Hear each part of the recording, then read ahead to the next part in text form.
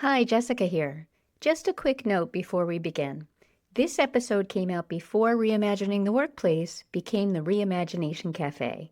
Same spirit, same heart, just a new name that better reflects how we've evolved.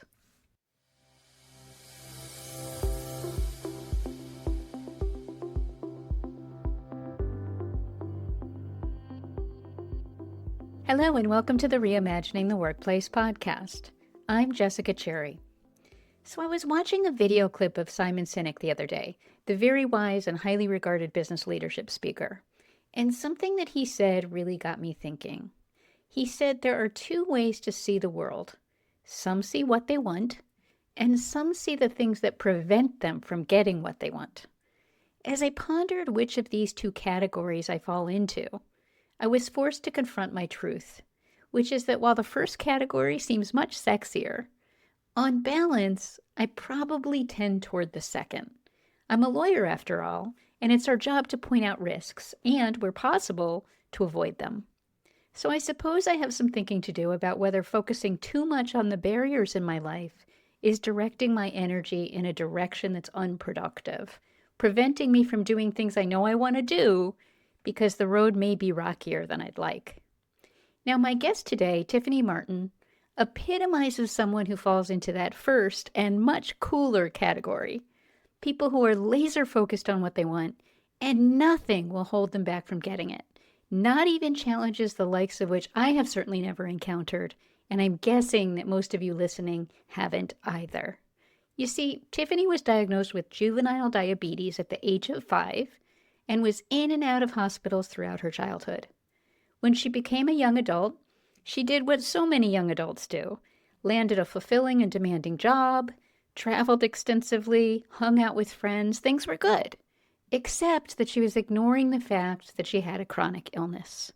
Eventually, when it all caught up with her, as these things tend to do, Tiffani ended up in the hospital with renal failure, and it all spiraled from there. When she experienced renal failure for the second time, not knowing if she would receive the kidney she needed to stay alive, Tiffani, true to form, focused on what she wanted, and she launched VisioTech, a social tech company with a mission of using AI-powered technologies to ensure that everyone can gain the access they need to reach their goals. Now, when you hear Tiffani's story, you'll understand why it's so fitting that Tiffani would turn to technology and AI to advance her mission. Because when Tiffani lost her eyesight at the age of 28, and when she struggled with so many other health challenges, it was assistive technology that became her lifeline. It started with the Amazon Echo and the audiobooks she'd listened to on Alexa while on dialysis. Then Alexa became her virtual assistant, keeping her informed and on track throughout the day. When she started working again, she learned how to use a screen reader called JAWS. Apple Intelligence enabled her to write essays. And with her Meta glasses, she could use voice commands to get those glasses to read text to her or describe objects to her. So with every new technology and every new advancement in AI, Tiffani became that much more empowered. Today, in addition to running VisioTech, Tiffani is getting her MBA in Cybersecurity and has become a leading advocate for accessible and inclusive AI. Acutely aware of the community she represents and steadfast in her commitment to empowering others, Tiffani's goal is to be the shoulders that others can stand on to achieve their dreams. I can't wait for you to meet this remarkable, resilient woman, learn the multitude of assistive technologies that have enabled her to become the force of nature that she is today, and grasp why, with AI added to the mix, the possibilities created by assistive technology are limitless, both within the disability community and beyond, and both within and outside of our workplaces. Tiffani, thank you so much for joining me today. I'm excited to be here. So Tiffani, before we talk about the role that assistive technology has played in your life and the work you're doing at VisioTech, I think it's really important for our listeners to know your story. So can you share a bit about your background? Sure. I was born in Tallahassee, Florida.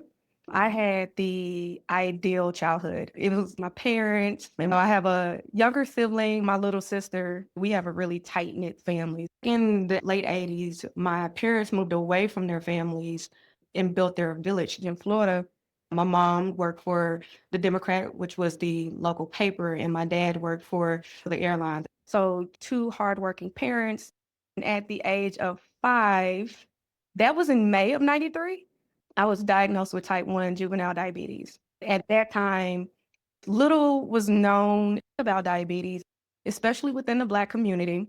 So there was a lot of paranoia and fear from my parents, but they were very hands-on. They put me in therapy, even as a child, which is really taboo in the African American community. I went to see the best doctors. So they were really good at managing and getting me the help that I need. And I was under really good care. But once you hit college age, you're out on your own, that responsibility falls on you. And I really did not take the best care of myself. And do you attribute that to your stage of life or to something else?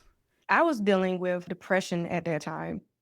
So not only was the poor management circumstantial to the age and stage I was in life, going from college, which is very fast paced, to even a more fast paced career, dealing with depression at the time, I put all of my focus into work as opposed to myself. And so you have these compound elements that you're dealing with as a young adult. I was not taking blood sugars.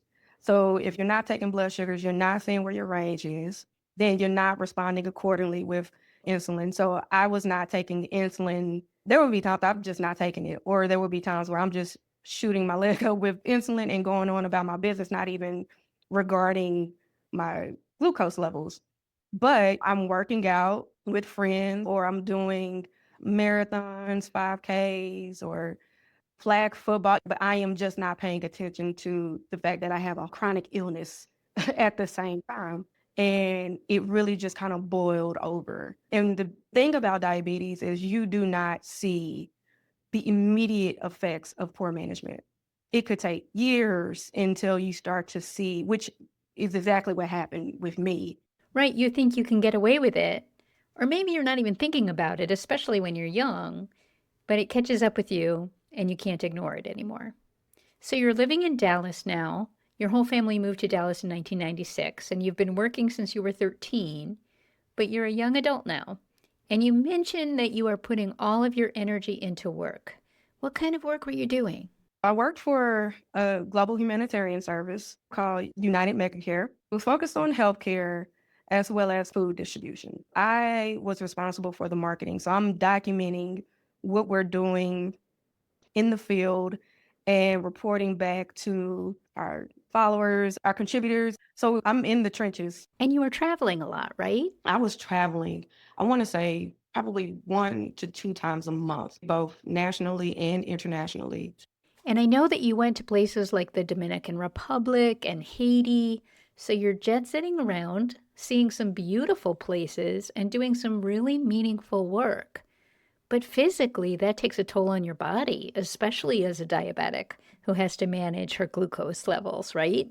A lot of people don't realize that diabetes is a hormonal disease. So you really have to pay attention to your body and how it responds. But if you're catching an 18-hour flight from here to, let's say, Nairobi, you're getting all of your times crosswired. It was very difficult to eat when I was supposed to, check blood sugars, take insulin, work out when I was supposed to. So it was just a very challenging time. So you met your now husband, Rich, in 2012. And in February of 2015, you joined him for a Valentine's Day weekend in New York. But although you didn't say anything to him or anyone else while you were there, you started noticing some symptoms and realized that physically something was wrong. What was going on? I had a lot of swelling in my hands, face, and feet. I was out of breath constantly. I was sweating profusely, even when I wasn't active. And so when I got home, I went straight to the doctor. And did you tell anyone in your family about these symptoms? I did not. And when I went to the doctor, I found out I was at the early stages of renal failure. Still haven't told family. And so I just started getting on a health plan to figure out what we could do. Signed up for the kidney list to transplant list. So you were told at that point that you needed a transplant. Yes, they were trying to get ahead of it so I wouldn't have to get on dialysis. And were you still working? I was still working, still traveling, still functioning, just functioning at a lower level at that time. Right. So you need a kidney, but there's the uncertainty of whether you'll find a match, potentially dialysis. So I'd imagine you were scared. No, not necessarily, because I mean, you got to understand my entire life, I have dealt with illness. I have been in and out the hospital since I was a kid. I've dealt with a chronic illness. So for me, it's okay, what do we do? Tell me what needs to be done and let's put it in action. Right. You're not one to focus on the obstacles so much as the actions you need to take to get beyond them. And then, Tiffani, what happened later that year, later in 2015? Around that time, I was still traveling. I was still in marketing, and I had just got back from California and stayed at my parents. And I woke up one morning and the entire left side of my eye was just red, like a red filter. And so I'm screaming for my dad and my mom. Could you see out of that eye? All I could see was red. Like everything was red. And with my other eye, I'm noticing there's something wrong. There's a film or something. So before then, I had seen floaters and I knew something was wrong. But this morning, when I woke up, completely red. So that's when they let us know that I had diabetic retinopathy. And as I understand it, that involves the growth of abnormal blood vessels in the retina, right? Which can cause retinal detachment, which I know you experienced. That was the early stages. And from September of 2015 to April of 2016, it was numerous eye surgeries. It was a total of 8 surgeries. Within less than a year? Less than a year. That's also other treatments that involve getting shots directly in your eye. There's a tool that shoots these electric impulses into your eye, and that was the one that was the most painful. It's just like shock therapy to the eye almost. But I did that consistently, trying to preserve my vision, all to no avail. And at what point did you realize that you were going to lose your eyesight completely? Surgeries were happening, and I'm fighting. Like, I'll do what I need to do. A lot of the doctors were kind of beating around the bush. But then I was referred to a Black optometrist, a woman, and she told me straight up and straight to the point. She said, "You are going to lose your sight." She said, "You can do whatever surgeries. We're past that point." She said, "You are going to lose your sight. However, you can maintain a life for yourself if you get ahead of it." And I appreciated her for her honesty, for the transparency, because we had never gotten that before. But then also the encouragement. She didn't put a period to my life. It didn't end there. It was, you are going to lose your sight, but. And I believe she said to you, you are a strong Black woman, right? She did. In that phrase was a culmination of everything that I needed to move forward. Her placing that semicolon where that period was, her reaffirming who I was and my identity in the midst of what I was going through. It was really good for me to have somebody that reflected my identity helping me through this process. I want to highlight what you just said because I really love that language. She put a semicolon where a period was. I actually think that's quite profound and so valuable for anyone dealing with a significant loss, for someone to make you see that it's not just period, the end. There's more to come, more living to do. And in your case, to have that come from someone who, as you said, reflected your identity and reaffirmed the strength inherent in that identity, I just think that's so, so powerful. So what was the impact of that on you and your family? I think we all came to the conclusion at that moment that life is not going to look the way that it did, but you handle what life throws at you. All of that came to a head with her giving me those encouraging words.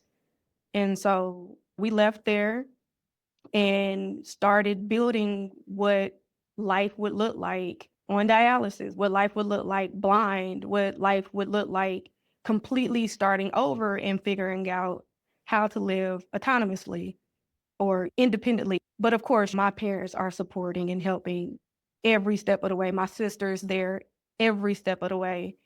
And so we just trudge forward. And were you living with your parents at this point?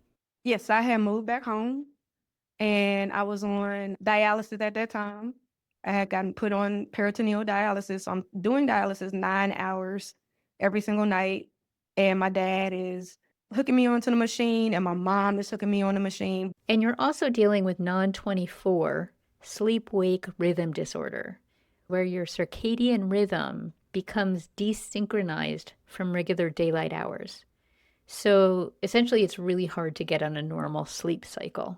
Right. So when everybody's sleeping, I'm up. And this is quite separate and apart from the dialysis. Right. This is related to the lack of light. Solely related to being blind. And so you can imagine at that time I was doing peritoneal dialysis. So I am connected to a cycler and there's this substance, there's a saline that goes through my body, cleanses out my body, and then goes back out into a drain. This is happening for 9.5 hours every single night.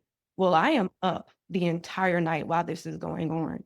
So there was a mental toll that was taken. My mental health suffered tremendously, the lack of sleep, dealing with the reality of what I was going through at that time, and then not having people around me that could truly understand what I was dealing with.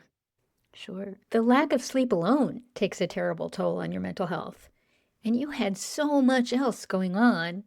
Wow, Tiffani, your story, what you went through, and we haven't even gotten to it all, but I just can't even begin to imagine how challenging it must have been. But you go through all of that, and in 2017, thank goodness you get your kidney.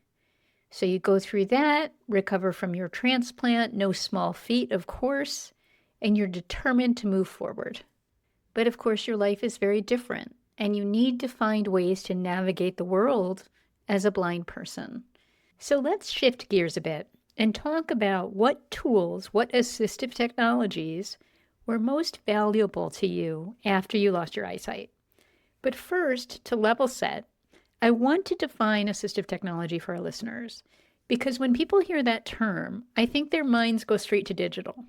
But the term assistive technology is actually much broader than that. Assistive technology could be your glasses. It is a piece of equipment that helps you see clearer or better. My walking cane. It could be a wearable device, my Apple Watch. It's a GPS system, anything that helps assist you in fulfilling a task or just having a equal playing field, a leveling field as far as the normalities of life. And it can include adaptations to the physical environment as well, right? Which, of course, are necessary to provide access to buildings, to transportation, the subway, for example. Just walking into a building and having access to a ramp or elevators, and not just an elevator, but an elevator with braille or an elevator that speaks. So assistive technology is really an umbrella term that includes physical products such as wheelchairs, hearing aids, prosthetics, digital products such as software and apps, and there are myriad of amazing apps out there that are so empowering for people with disabilities. And then adaptations to the physical environment, things like ramps and guardrails, which are of course required in many cases under the Americans with Disabilities Act. And I should mention that according to the World Health Organization, up to 2.5 billion people worldwide require one or more assistive products. And that number is expected to increase to 3.5 billion by 2050. And those numbers came from the Global Report on Assistive Technology, issued in May 2022 by the World Health Organization and UNICEF. And that report addresses the many populations that need or benefit from assistive technologies, from people with disabilities to older people, people with mental health conditions, etc. It's actually a wonderful resource and includes several stories from around the world that illustrate the profound impact assistive technology can have on people's lives. It also cites evidence highlighting the economic and social return on investment in assistive technology. And in that report, they referred to assistive technology as a human right and a precondition to equal opportunities and participation. So obviously, this is an area of tremendous importance across the globe, and an area that will only become more important as our population ages. Now, one of the things we're aiming to do today is to connect the dots directly to our workplaces and show what an enormous role assistive technology can play in empowering both people with disabilities and others to excel and thrive at work, while highlighting the potential return on investment for employers. And Tiffani, your story is such a powerful illustration of, first and foremost, personal resilience, but also just how game-changing assistive technology can be, especially now that AI has been added to the mix. So let's dive back into your story, and perhaps you can share the types of assistive technology that were most valuable to you when you were first adapting to your new normal. The first device that I would say I utilized as an assistive technology was the Amazon Echo, Alexa. And my dad at nighttime or my mom come in, help me get on dialysis. They would pray over me and they would turn on Alexa to play a book, whether that was a Bible or that was Think and Grow Rich, A Black Choice, or whatever I was listening to at that time. And of course, not only could you listen to books, you now had a virtual assistant that you could interact with. So you could ask Alexa, what's happening in the news? Or say, Alexa, remind me to take my medications, right? Absolutely. That was my first interaction with technology, voice activation, natural language processing. And then from there, I learned how to use my iPhone. And that was when life really changed for me. Just turning on voiceover to read my phone to me, that emails, that social media, that's entertainment. So now that connection with people comes back. So now I'm relearning how to socialize because this entire time I'm somewhat isolated. But now I'm reconnecting with the world, whether on social media or text messaging, emails, things of that nature. And so it progressed from there. And what role did assistive technology play in getting you up and running at work? And I know that you were still working in marketing at the time. Work looked completely different. So instead of me standing in front of a computer doing social media, writing posts or looking at data or writing proposals, I'm doing that through voice. Or if I'm doing research, I'm asking Alexa about what's in the news, what's happening here. If I need something translated, I'm doing all of this using a voice. And then I learned how to use a laptop. It was a PC. I used this screen reader software called JAWS, and it's an overlay system that reads what's on the screen. And so I learned that at rapid speed, and now I have access. I learned how to work Microsoft Word, so I'm writing again, and how to get on the internet and so forth. Can you paint a picture for us of your workplace setup today? So within the workplace, at my office at home, I have several laptops and devices, and all of them work together for me to be able to accomplish the task. So if we're on a Zoom call, I have my voiceover on, I have my glasses on. If they are pulling up a presentation, I'm able to look at it on my phone. Well, when I say look, I'm able to hear it through my phone. Right now, they're developing live audio description. If I'm watching the video and I'm using this for research purposes, if I'm looking up a documentary and it has audio description, it's giving me context to the screen while the actual movie is going on. So there's a narration that actually helps me visualize what's going on. And I'm in turn able to gather notes. Even if I'm not typing out my notes manually, I can tell my phone, hey, jot this down. And now with Apple Intelligence, not only can I jot that down, I can create a whole essay about it. Or if I want to pull social media posts from there for different areas, all of this can happen simultaneously. So all of this assistive technology is game-changing, empowering you to do things that you otherwise wouldn't be able to. So it's giving you access and creating a more level playing field for you at work. And Tiffani, how much of the assistive technology you just described is fueled by artificial intelligence, fueled by AI? Everything that I mentioned is powered by AI. Amazon Echo, Alexa's natural language processing. If I'm using my iPhone or my Meta glasses to take pictures and do object recognition, that's computer vision. I have a homepage that's ChatGPT. I have a homepage with another browser that's Google Gemini, that's generative AI. So it's really embedded into everything. I have voiceover, not only the computer, but in my phone and my iPad, but also on my Apple Watch and Apple TV. So while assistive technology is not new, AI has taken it to a whole new level, greatly enhancing accessibility. I have heard you say that you think of AI as standing for accessibility and innovation instead of artificial intelligence, which makes so much sense to me when you think about it in the context of assistive technology and the role that's played in your life. And I wonder if thinking about it that way could quell some of the fears that many people have about AI, fears that it will end up taking our jobs or replacing us, for example. Because I use AI every single day in some capacity, I want people to have an optimistic but realistic view on AI. And I say accessibility and innovation because when you work in accessibility, you are being innovative. You are solution based, solution oriented, because you are thinking of ways to solve a problem, to fill in a gap. And that's exactly what an assistive technology should be. It's not necessarily replacing, but it's assisting and aiding you in the work or just life in general to make you superhuman. So that's what I want people to view it as something that helps me do something better, not necessarily replacing me entirely. The more we become familiar with AI, the more comfortable I believe we'll become, the more we'll see how we can leverage it for us and use it quite better.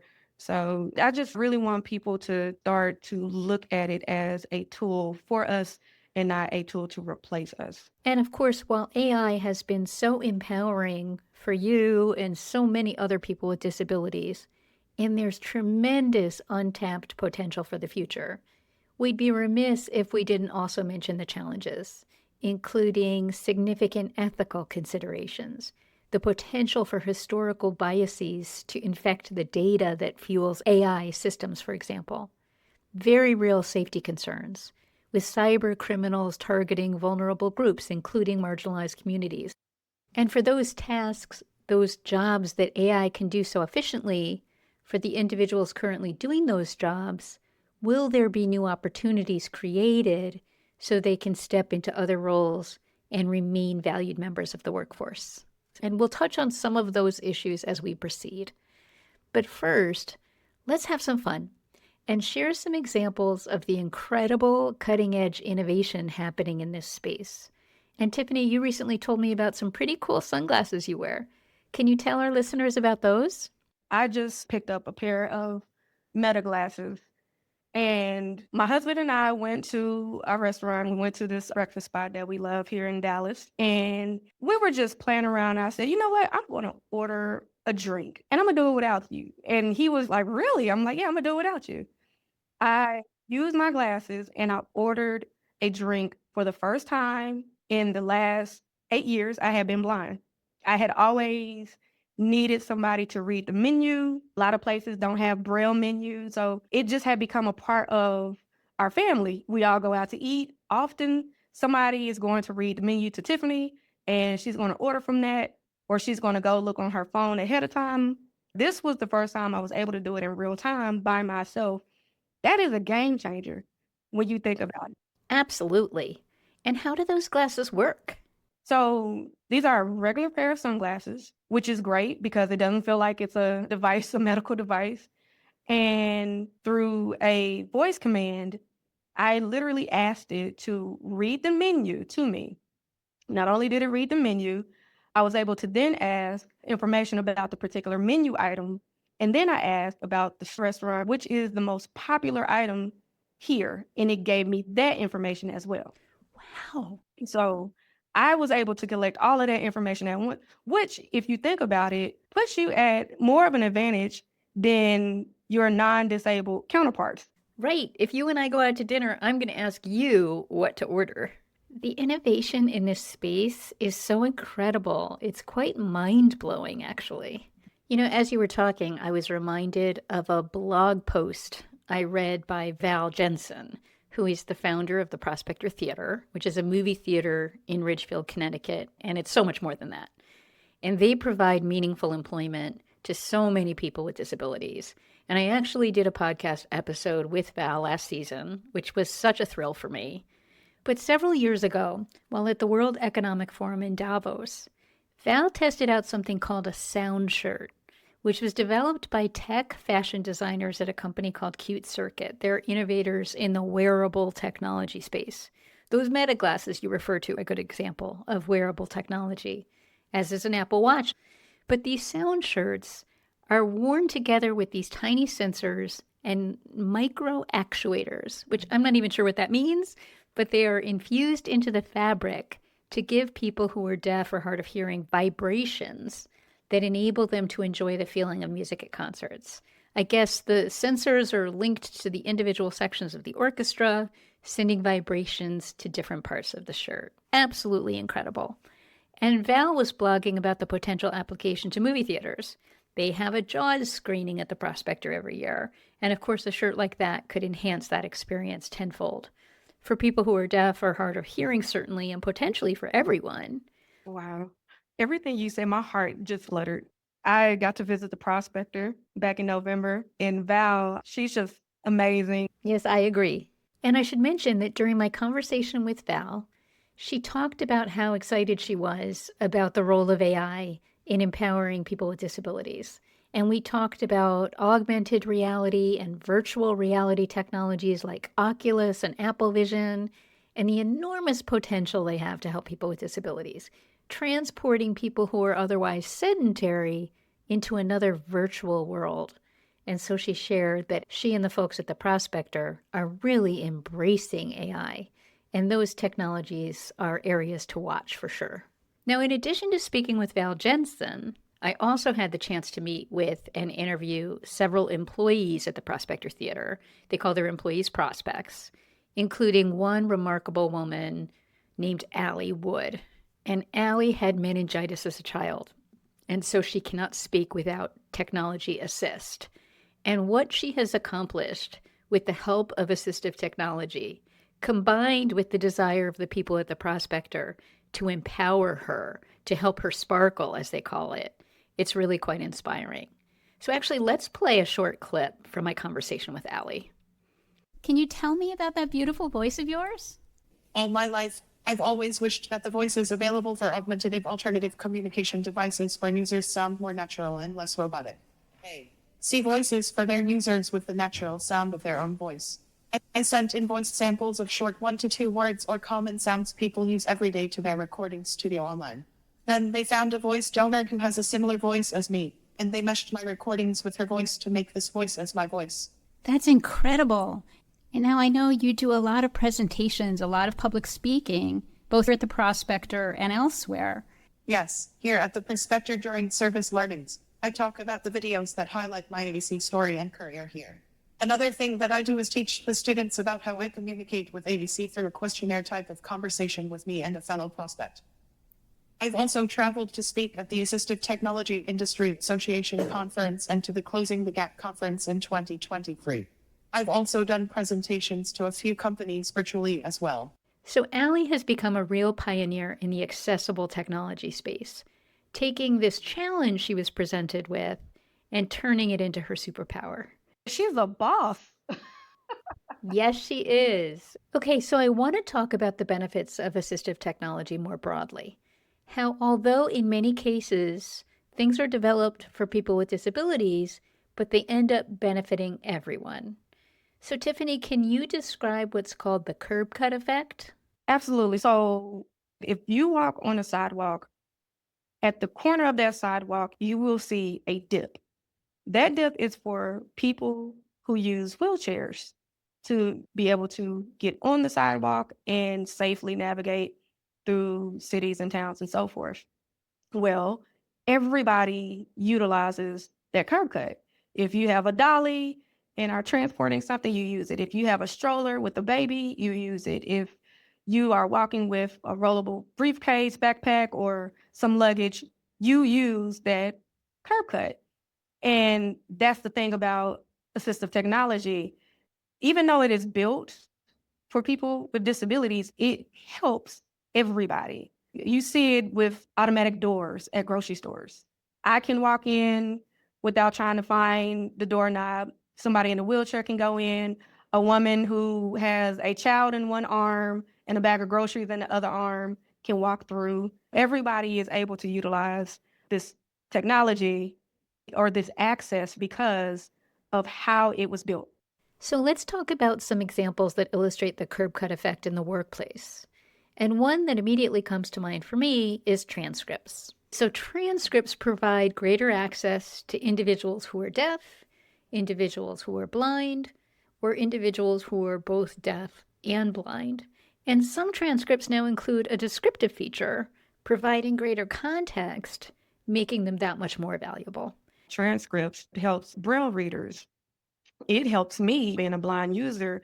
There might be settings on there where I can speed up and slow down, but it's just genuinely great to get a transcript and to slowly go through it to absorb the knowledge. I actually use transcripts every day. It's the way that I communicate with my audio engineer, Kyle, about what edits I want him to make. So I mark up the transcript from our guest recordings. So that's one curb cut. And being the marketing expert that you are, you offer to come up with some marketing strategies for me that involve transcripts. So Tiffani, what have you got? You can take the data of that transcript and you can build content off of it. You can take that transcript, run it through ChatGPT or Copilot, Gemini, Claude, and produce LinkedIn posts, Facebook posts, Instagram posts. It's pulling information directly from that transcript and it's building copy for you. And then you can develop hashtags for SEO, think blog content, all of that from that transcript that you have. Well, you just gave me free marketing advice. But Absolutely. Thank you. Thank you. So you're helping the disability community, but you're also leveraging it for many other things. And curb cut principles extend beyond design features and technology. They also apply to policies and practices as well, right? One really big curb cut is flexible and remote work. So for somebody like myself who is blind, let's say I'm not married, nor do I have access to transportation. It is essential that I work and build a living for myself. So having remote work benefits me and other persons with disabilities greatly. Well, we just recently saw with the pandemic, the whole world got shut down. Everybody is instantly doing remote work. We saw how organizations, big and small, respond. They immediately went remote. Video conferencing exploded, but we also saw productivity skyrocket. So that's one curb cut effect in which it's essentially was for people with disabilities, but it impacted everybody. Everybody benefited. Right. And I know a lot of people found that flexibility life-changing in a very positive way. Now, of course, everyone's situation is not the same. I actually read a story just the other day about someone who was losing his hearing and ultimately became profoundly deaf. He started using hearing aids, which worked well one-on-one and in person, but not in large online meetings, where many voices mixed with background noise made it impossible for him to hear an active two-way conversation.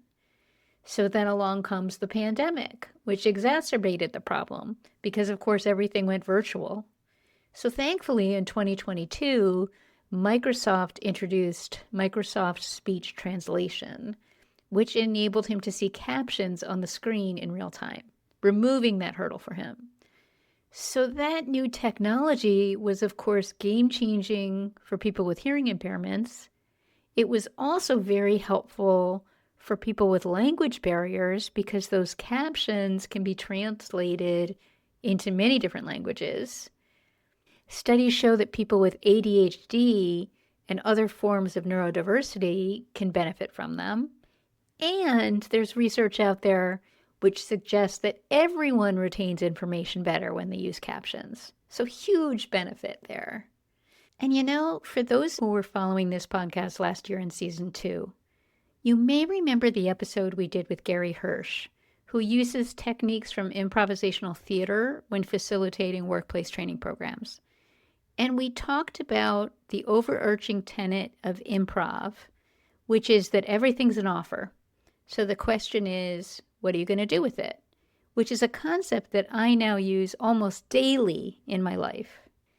And when you think of improv performers, many people are probably familiar with the concept of yes and, where you build on whatever the person before you did. And I actually think that that would be a really valuable way for employers to think about assistive technology and accommodations for people with disabilities. Because as that concept of the curb cut demonstrates, there are so many ways that if you pause and think about how you can utilize those technologies more broadly, if you yes and them, those accommodations you make, those assistive technologies you use, in many cases can make everyone more efficient, more productive, and maybe even happier. So, Tiffani, at what point did you decide you wanted to leverage your own experience, pivot your career, and become a real advocate for assistive technology? So I received a kidney in 2017 and life happened. I got married. I was still in marketing, but we got married in January. This is 2019. And in March, we thought we were pregnant and we were not. I had experienced renal failure, again, kidney rejection. So ended up back in the hospital. So we're in the hospital months on end. And while I'm there, it hit me that I thought I was going to bring life into the world, that life would be, I don't want to selfishly say legacy, but I would be leaving a part of myself, my family, my heritage in the world. I said, well, if I can't do that, I have to leave something in the world that I know will benefit other people. And it's like, okay, assistive technology, this is going to be my business. I'm going to figure it out. I'm going to help people. And I had a friend come in. She visited me and I said I wanted to create this business. And so she whipped out her laptop. I told her what I wanted and had the business model. And then I had the website up while in the hospital, not really knowing if I'm going to make it or not. There's so much in what you just said. First of all, after everything you've already been through, you and Rich think you're pregnant, and instead your body is rejecting your kidney, which must have been profoundly disappointing. But the resilience you showed in that moment to decide that you want to leverage your own experiences to help other people, and we're not talking about things that happened 20 years ago that you've had time to reflect on and process. These were things you were experiencing in real time. It's a testament to how strong you are, certainly, but I think it also illustrates the importance of having a sense of purpose that extends beyond yourself. Because I'm sure that's a big part of what propelled you forward or fueled you to keep going in spite of everything you had to overcome. So all of that is the context behind you launching VisioTech. And what was your overarching goal? I wanted people just like me within marginalized communities to be able to gain access through technology to any and everything. Which makes so much sense given how empowering technology has been for you. So you're building VisioTech. You've got another job as well, which you need in large part so you can maintain your health insurance. So the way you put it to me was you had a 9 to 5 and a 5 to 9. Meanwhile, your health is deteriorating. And all of this is against the backdrop of a global pandemic. And then what happened in 2022? One of my close friends ends up being a match, and almost a perfect match. Blood type, everything was just perfect, and got the kidney. I said, okay, this is my second chance, second least, third least, if you will, on life. I'm going to go all in. So I just dedicated that year. I took that time to become certified as a Scrum Master, as a product owner. I went to the Blind Institute of Technology, learned web and digital accessibility, and then decided I'm going to go back to school and get my MBA in cybersecurity. So you got your kidney and hit the ground running. And I want to get to all of that. But first, I want to talk a little bit about the work you do at VisioTech. So, to paraphrase the mission set out on your website, you strive to create a more inclusive and accessible world for everyone. And the tools that you use to do that are human ingenuity and AI. So let's start with the human ingenuity component and the composition of your team. Our team really reflects what society looks like. Not what we think it looks like, but what it truly looks like. We have white women, we have Black women, we have Black men, we have people with disabilities, we have different nationalities, we have different religious beliefs. One of the things I've heard you say when talking about the great responsibility that people building AI systems and tools have, and why it's so important to pull in people from a wide array of diverse backgrounds, you say that diversity is not monolithic, that true diversity is not only about race and gender, and that the only way to ensure that the data that fuels AI is developed and used in ways that treat people fairly, the only way to eliminate biases, which is a very significant concern, is to make sure that it reflects the experiences and the perspectives of everybody. And Tiffani, could you connect those dots for us, the relationship between a diverse team and inclusive AI? Because while that's so important to you at VisioTech, where the focus of your work is on accessibility, I think it's a really important issue for anyone involved in building AI products and systems. If the people building the systems reflect society, it'll be beneficial. I'm constantly leaning into the experiences of my team. I want them to bring their full selves into the projects that we do. Because in turn, if the people building the systems have in mind the people that we are going to serve, it helps reflect us, it helps reflect society. So I want you to bring your life experience. If you have a disability, if you don't have a disability, if you're a caregiver, how you feel as an African American man, how you feel as a Jewish woman, bring all of that into the ideation room when we are building and connecting with clients, because they need to know that as well. They could be one-dimensional in how they look at their consumer base. When we have true sanitized data, that data should reflect what America really looks like, what the world really looks like.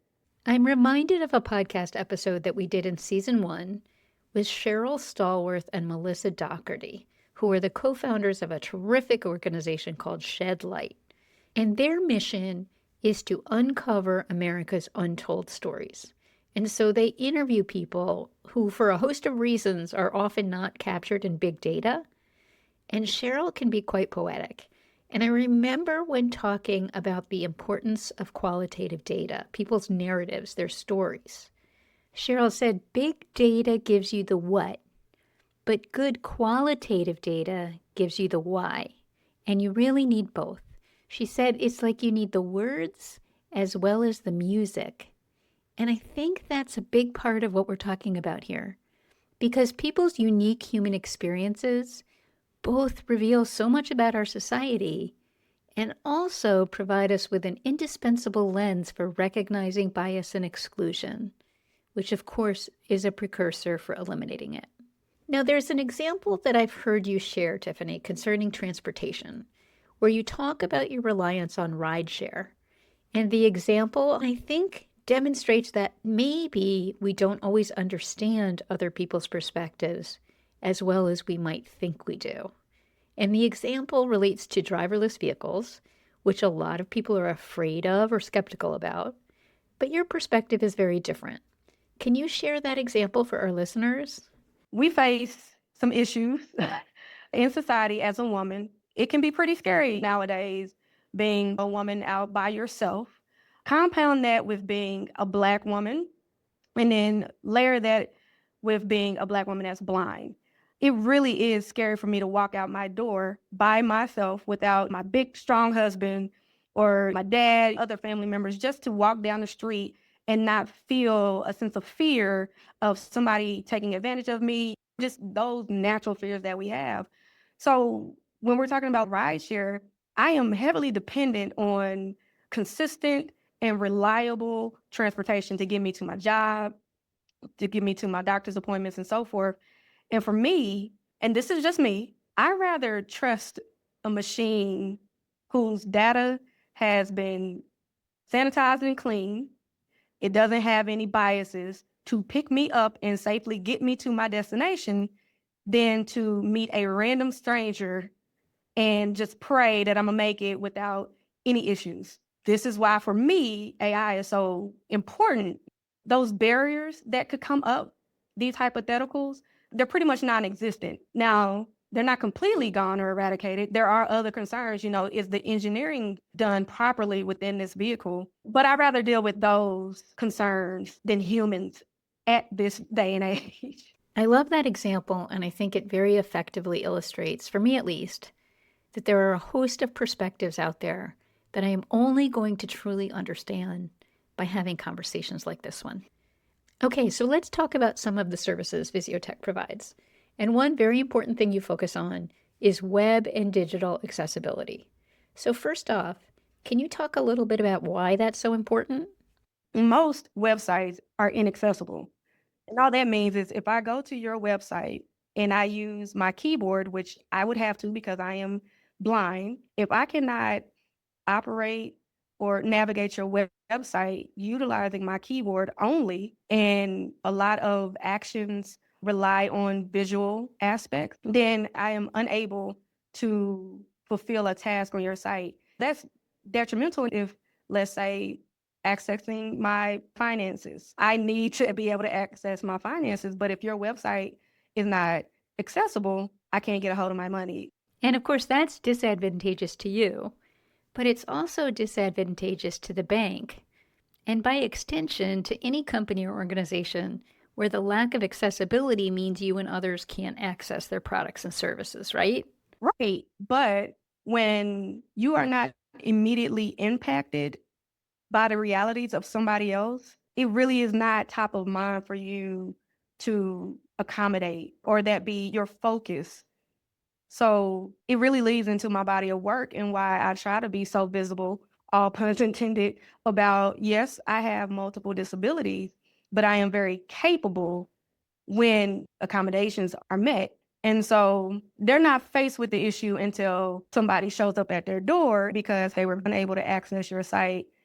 They have a disability, your site is unaccommodating, and now we have an issue. And they're doing a lot of retrofitting to their site where we should just always keep accessibility in mind because it literally helps everyone. So how does VisioTech address accessibility for its clients? A lot of companies do not have a lot of team members with disabilities that are checking for accessibility. So we're utilizing our people to access their websites, their digital content, PDFs, and we're assessing, then we're providing them with reports. Hey, this is how you can fix this. And then also we are leveraging tools to audit that as well. So machine and human coming together, they are implementing everything laid out in those reports. And then we're going back, checking, making sure that their sites are compliant. And I just want to clarify for our listeners what the standard is for compliance. And I'm painting in very broad strokes here. And of course, this is not legal advice.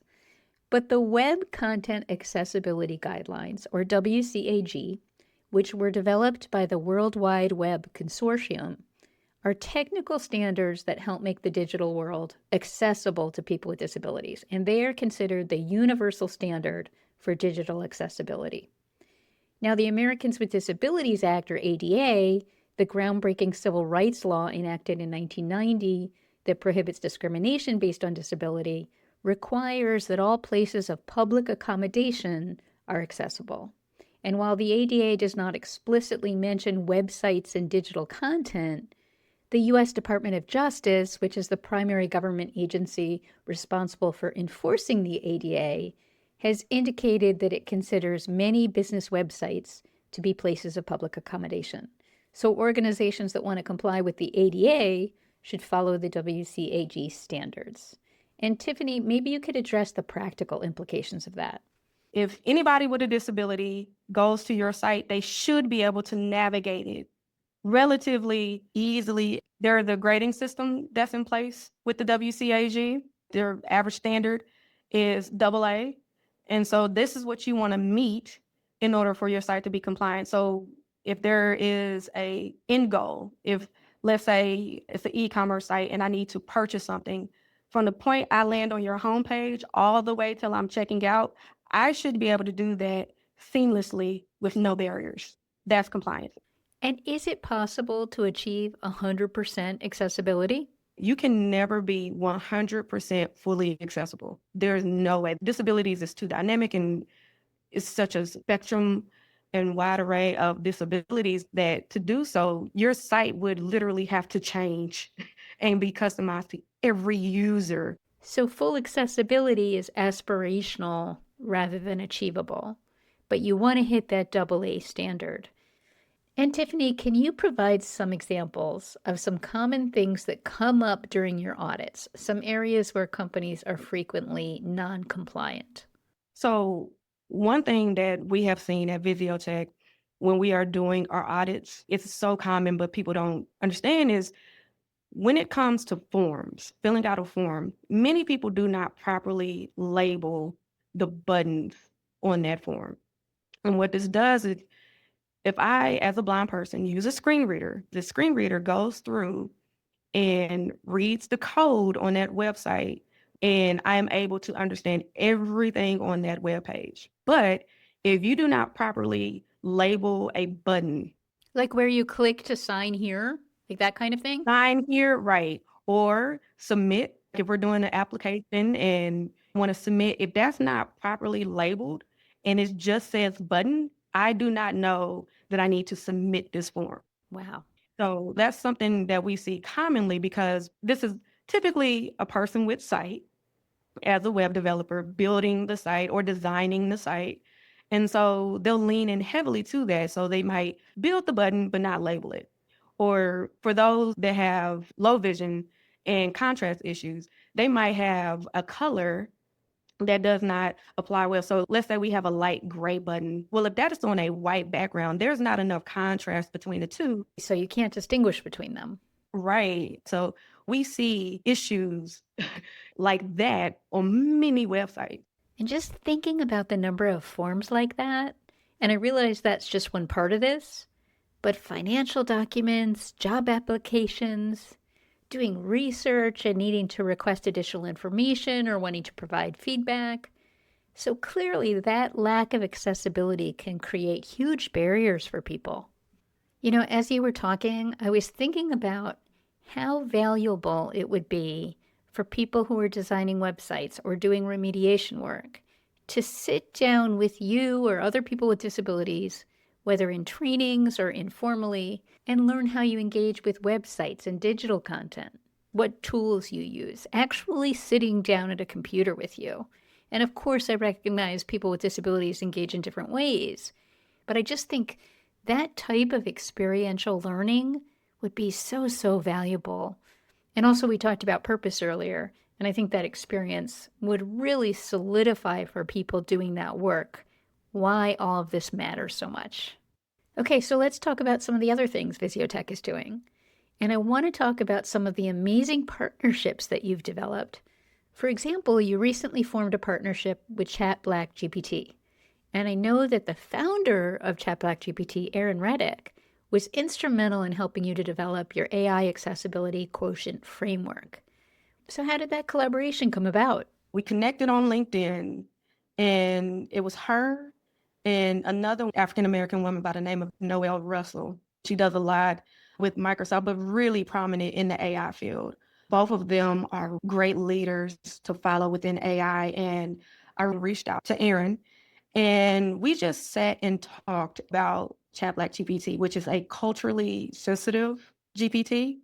And once I had the conversation, just the convictions of her heart in making sure that we were represented, we as African-American community was represented in this emergence of AI, I really took that, and we went back and forth about what we could do within accessibility in AI. And she said, hey, you need to write a framework. And that framework consists of guidelines for developers of AI products, guidelines they can use to help ensure that their products are accessible, right? Yes, the framework talks about how to develop and maintain and distribute AI products, keeping in mind the ethical and responsible aspects of AI, keeping in mind accessibility throughout the entire process. And you've shared with me that Erin and you went back and forth on that many times and that her feedback was invaluable. I am very grateful for that partnership. We're still working on it and we'll be updating it annually. And just recently, on Martin Luther King Day, and just in time for Black History Month, you announced your partnership with Black Girls Hack, which is dedicated to increasing diversity in cybersecurity. We just launched this partnership in honor of MLK, and they work on cybersecurity in education for marginalized communities that's run by a group of remarkable Black women. And so we started this partnership because it is very important for marginalized communities to have access to educational content and to understand the importance of cybersecurity, data protection, and so forth. And information should be easily accessible. And we're not just talking accessible from a disability standpoint. Anybody should be able to take a look and get privacy agreements, user agreements, data policy, all of those should be easily accessible. So it was a match made in heaven. And that's one of the key things that we're looking forward to in 2025. So a lot of great things going on at VisioTech related to both increasing access for people with disabilities and raising awareness and providing education for people from marginalized communities about cybersecurity, about data privacy, so that they can be on notice about vulnerabilities that exist, be proactive about protecting themselves, and potentially pursue a career in technology where their perspectives would be so valuable. So Tiffani, let's talk about you deciding to go back to school to get your MBA in cybersecurity. And you're actually in your last semester right now, so you're in the final stretch. Congratulations. Thank you. And I know that you chose cybersecurity because despite all of the wonderful things AI has empowered you to do, you also recognize that there are significant data privacy concerns. There are cyber criminals out there that target vulnerable populations. And you wanted to play a role in keeping those groups, and particularly marginalized communities, safe. But when you were looking at MBA programs, I know that some professors you met at certain universities wrote you off or assumed that you wouldn't be able to excel in their program because you were blind, because of your disability. Yes. It's like the opposite of what we talked about before. They tried to place a period on your progress where there didn't need to be one. And then along came Baylor University. Baylor is a research top school. So I didn't think I was going to make it. But I was so drawn to them because of how much work they had placed on accommodations for students with disabilities. So when I got the acceptance letter, it was like, okay, I got this access. I got to do something with it. It's not enough to just pass. I'm trying to graduate with honors so I can show everybody, hey, I did this blind, dealing with other disabilities, but I picked cybersecurity. And I asked my advisor, I said, well, I'm interested. I just don't know I can do it. But if y'all can work with me, I'll go for it. And she's like, you can absolutely do this. And these are the people that you need that will empower students. And after that, once she said that and I got into it, I hit the ground running. And I work with their accommodations office on a consistent basis. So we are working through, hey, here's what you need to do, or here's what I have problems with. And they are very accommodating. So I wish all universities were like that. So you clearly ended up in the right place. And I know that you're now looking into PhD programs with a goal of doing policy work and ultimately working on the Hill. And I have no doubt that if that's what you want to do, you will make that happen. So at this point in the podcast, I like to take a step back and recap what we've covered so far for our listeners. So first off, we anchored the conversation by having you share your remarkable personal story. We defined assistive technology and talked about its growing importance around the world, as highlighted by the World Health Organization and UNICEF in their global report. We then narrowed our focus to our workplaces. And Tiffani, you were kind enough to paint a picture for us of your workspace and the myriad technologies, all powered by AI, that work together and empower you to do your best work. We talked about the curb cut effect, and went through several examples of assistive products and policies that were originally developed to help people with disabilities, but that ultimately ended up benefiting everyone. We talked about your company, VisioTech, and the work you and your diverse team do to create a more accessible world for everyone using both human ingenuity and AI. And we talked about your decision to get your MBA in cybersecurity, which was fueled by your strong desire to keep marginalized communities safe. But Tiffani, how much of everything that we've talked about, everything that you've accomplished, how much of that would have been possible without assistive technology? I don't think I would have the level of success that I do at this point unless there was assistive technology, especially AI. It really has been essential in not only my health, but my home life. I feel like I'm able to be the wife that I want to be. I want to cook a meal for my husband when I'm not studying or at work. I can do that with AI. I'm in school now. Before, I would not have ever imagined being blind at my age going back to school, but I'm in a master's program. I'm able to keep up with everybody and push myself because I am leveraging assistive technology. I am doing exceptionally well. That's all because of the technology as well as the legislation put in place for them to make accommodations for me to leverage that and be my best self with a disability. I want to excel when I'm meeting with clients and doing work, and I'm able to do that with AI. And I really want people in the workplace to see what it can do, because not only does it help people with disabilities, but everybody can benefit from it. That's so clear. So Tiffani, 2024 was a really big year for you personally, both because of everything you accomplished at VisioTech and the recognition you received, including Dallas Business Journal's 40 Under 40 Award, AI Think Tank's Innovator of the Year Award. You received the Lex Frieden Entrepreneur of the Year Award, presented by the Office of Governor Greg Abbott. And that's not even everything. So what does that mean to you, and what's next? These were very pivotal moments. This was everything I had worked for and the recognition for it, the visibility, because I do want people that look like me or have experiences like me to be in these spaces so the world knows that we exist and we are doing things and we are contributors of society. But what it meant for me was it brought on an accountability of you are on a stage now. People do see what you're doing, and it is important that you convey their hearts and their experiences and the messages that they have to the people that sometimes are the gatekeepers in the places that they're trying to access.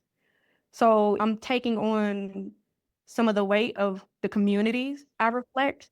And sometimes I'm busting my way through and putting a seat at the table. And in some aspects, I'm being invited to that table now because of the recognition. But it really, for me, was okay, you have to keep advancing, keep building, because you are representing communities. And there's still a lot of work to be done. So I welcome it. I don't think with all that needs to be done within the disability community that I'll see everything that I have marked as something to accomplish getting done in my lifetime. But being on those platforms, somebody's going to see that. A young Black girl with a disability or anybody is going to see that that's in the marginalized community and know that it can be done. Tiffani, earlier in the podcast, you mentioned legacy. And you brought it up in the context of thinking that you were pregnant and then realizing that you weren't, and in fact, you're experiencing kidney rejection. And when you refer to legacy, you said, I don't want to selfishly say legacy.